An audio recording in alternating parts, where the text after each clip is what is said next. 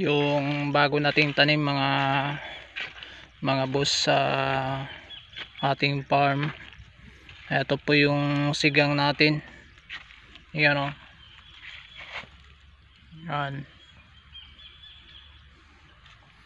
So na ano po sa medyo matagal po bago naka-recover kasi noong tinanim ito umulan pero dinaanan ng medyo malakas na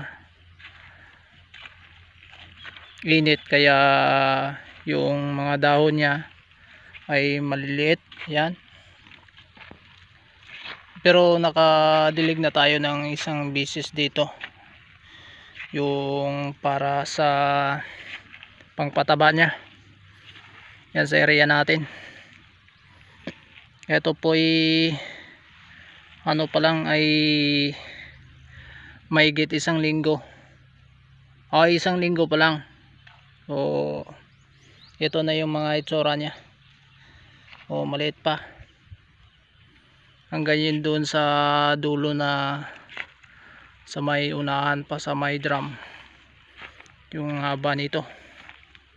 Saka dito mayroon naman mga lumang sili pero i-remove natin to kasi delikado po ito kasi mayroong lapnos yung mga bunga niya. Yan o, mayroong lapnos yung kasi nakakahawa din ang ganitong mga bunga na pwedeng dumapo din ang sakit sa bago nating tanim.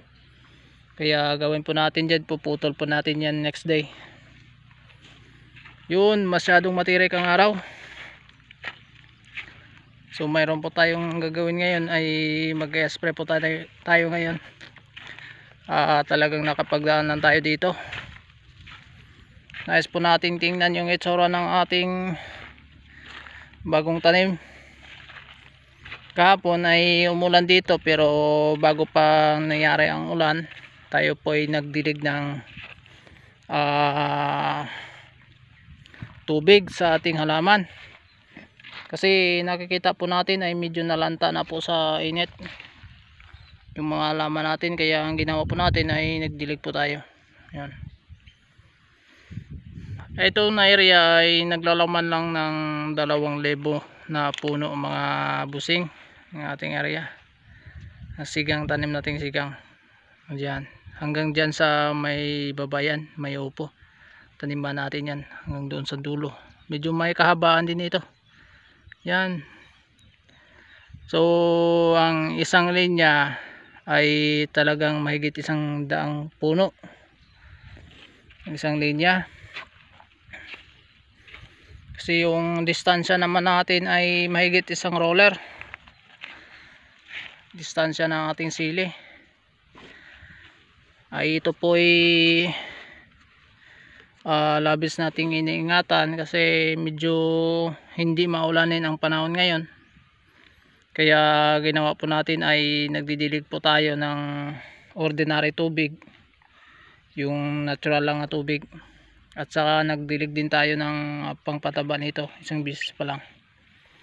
Ito yung tubig na kapreparar natin kasi bukas ay magdilig na po tayo sa interval natin na pangpataba dito sa ating sili. So abangan po natin yung next nating dito para makita po natin kung ano ang magiging resulta ng ating pag-aalaga by next after 15 days dito sa ating siling panigang.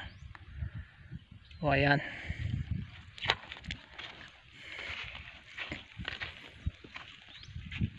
Yan yung itsura nyo, hindi pa masyadong klarado sa lupa kasi bago pa lang 1 linggo pa lang ito. Yan, hanggang doon yan sa dulo.